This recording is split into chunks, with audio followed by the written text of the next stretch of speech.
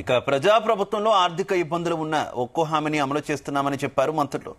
నాగర్ కర్నూలు జిల్లా కలవకుర్తి నియోజకవర్గంలో మంత్రులు కోమటిరెడ్డి వెంకటరెడ్డి, దామోదర్ రాజనరసింహ, జూపల్లి కృష్ణారావు పర్యటించారు.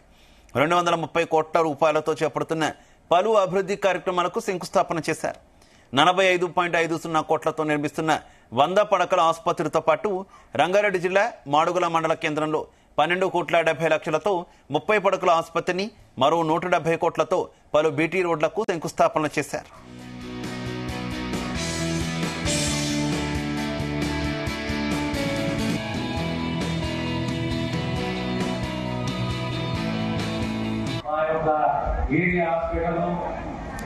ప్రతిసారి అడిగేవాడు.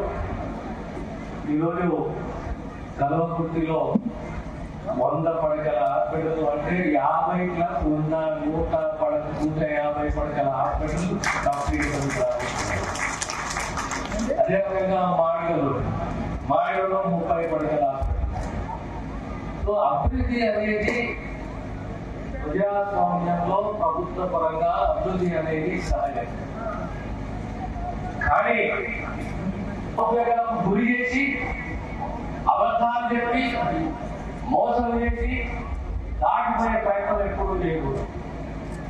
ఈరోజు 136 సంవత్సరాల చరిత్ర కాంగ్రెస్